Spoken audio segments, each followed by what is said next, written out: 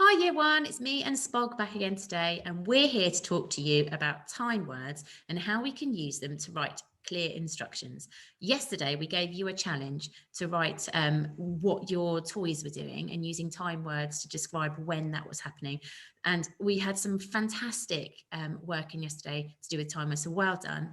So today we're building on that, and we're going to be using time words today to write clear instructions. So like the last couple of days, I'm going to share a screen with you, and Spog's going to help me out again.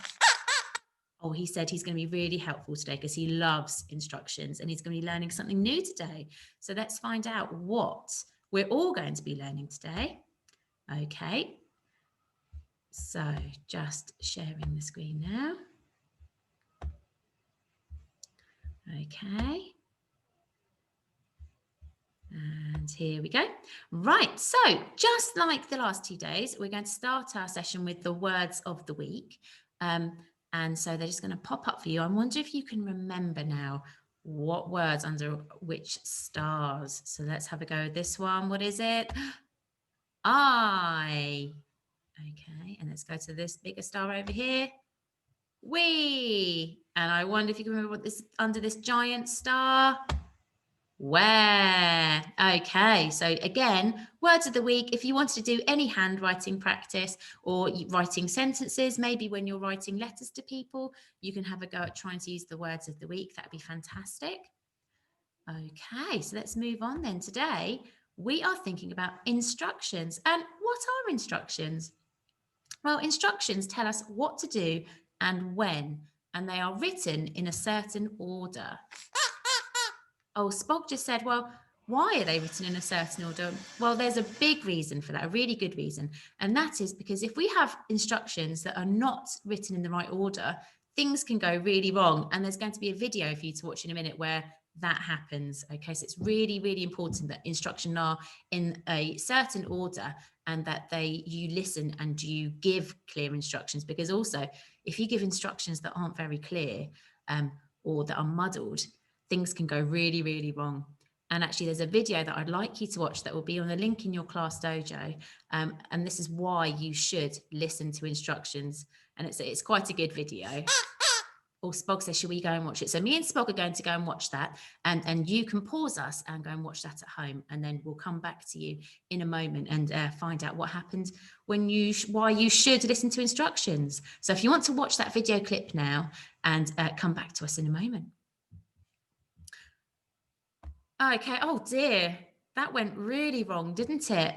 She didn't listen to the instructions and then she ended up with smoothie all over her. Yeah, it was a bit funny, Spog, but actually it's one of the reasons why it's really important that you listen to instructions and you give really clear instructions. So time words can help us to do that, and because they give us a clear order in which instructions can happen. So we talked about yesterday about how first is a really good word to start with, because first means the beginning, okay, the start. So first, we always know if an instruction has first at the beginning, that it's going to be the first instruction that you should do. So a good time word there to start your instructions with. And then using then or after that or next are really good words when you want somebody to do something afterwards. Okay, so what's the next thing? Then, after that. Oh, Spog's just reminded me. Thank you, Spog. Yes, there is a little sign that we can show when we're using timers. Do you remember I pointed to here, didn't I? I pointed to my wrist. I'm going to get Spog to do it today because he's being really helpful. So when we're using a timer, we can point to our wrist where a watch might be, and that will remind us that we're using a time word. We've also got our awesome orange pen there today, which shows us that if we want some awesome orange today, we need to be thinking about those time words again. Okay, so timers are really helpful when we are ordering instructions. Okay. Oh, Spog, this is your big moment. Oh, he said he really enjoyed this because Spog has never washed his hands. And at the moment, that's not really very good at all, is it? We should be washing our hands lots to be keeping safe. So we had to make some instructions. I had to make some instructions to Spog to wash his hands because he's never done it. So I'm going to go through those instructions and maybe you can look out for those time words. And also, I've done something else. Oh, Spog said he spotted some numbers. Okay, he spotted some numbers on this page. And numbers are also really, really important when we're writing instructions because they give us an order of when things happen. We know that 1 and then 2 and then 3 and then 4 and then 5. We know when we count that that's the order of the numbers. So when we write instructions, it makes sense to put the numbers 1 next to our first instruction, number 2 next to our second instruction, number 3 next to our third instruction. So numbers really help us to make clear instructions and to make sure that our instructions are followed in the right order. Okay, so Spog, should we talk through your washing your hands? Okay, here we go. So when I was teaching Spog to wash his hands, these are the instructions that I gave him. So number 1, first, I can time word, first, get the soap. Ha, we're all finishing with a full stop. Okay, then squeeze some soap on your hands. Ha. Next, turn the tap on. Ha. Number 4, after that, put your hands under the water for 20 seconds. Ha. And number 5, finally, dry your hands. Oh, Spog, did you follow those instructions? Were they very clear?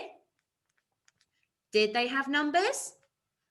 Right, so because they were clear instructions, they had time words, and they had numbers at the beginning to give Spog the right order, he was able to wash his hands. And Spog, have you been able to wash your hands ever since now? So because we've given him really clear instructions, Spog now knows how to wash his hands. So hopefully I'm going to be spotting Spog washing his hands all the time because at the moment we're doing that a lot, aren't we, to keep safe. So that is how you can write some really clear instructions. Okay, the most important things to do are to make sure that you number your instructions and you use those time words so we know when things are going to happen. Okay, there we go. So let's move on to what we would like you to do today. Okay, so for today's challenge, we would like you to have a go at writing some of your own instructions at home. So your challenge, and it's quite a fun one today, is to hide a toy and shh, don't tell anybody where in your house. Then you're going to give some instructions to help people at home to find your toy. And then we want you to play this lots of times and just talk, okay, and give those instructions out loud. Okay, so for example, if you hide your favorite toy, maybe behind a door somewhere, you then get your grown-up to tell them what to do first. So first, they might want to walk through the kitchen door. 2, next, they might need to go upstairs. Number 3, maybe they need to open a door. Okay, and then finally, they need to look behind the door. So that's the way to write some really good instructions, making sure they've got numbers and then also that you're using those time words. So play that lots and lots. And then when you feel ready, you could have a go at writing those instructions down and then giving those instructions to your grown-ups to follow. Now, if you do need a little bit of help from your grown-ups, that's absolutely fine because they don't know where that toy is. So if you need a little bit of help getting those instructions written down, that's fine because then you can work together, teamwork, and then look for your toy together. Again, if you just want to say your instructions and send in a video of you saying your instructions, that's absolutely fine too. But it would be lovely to see if you could have a go at least writing down some of those time words. Okay, and I've just put at the end here, don't forget to use time words and numbers to order your instructions. You might want to draw some pictures. So when I had Spog's instructions for washing his hands, if I go back to that, I had some photos to show exactly what he did. You might want to draw, or again, if you want to take some photos, that's fine. You might want to draw or take photos of each step. So it's really, really clear for the people who are following your instructions where to go and what to do. So I hope you have fun with today's learning task, and we can't wait to see, firstly, what you've hidden, and secondly, where you've hid it. So I hope you have lots of fun today writing instructions, and me and Spog will see you again tomorrow. Okay, so I'll just come back to you and say goodbye. Right, so it's a goodbye from me and a goodbye from Spog. Oh, he says, make sure you keep safe and wash those hands too. Okay, and we'll see you very soon.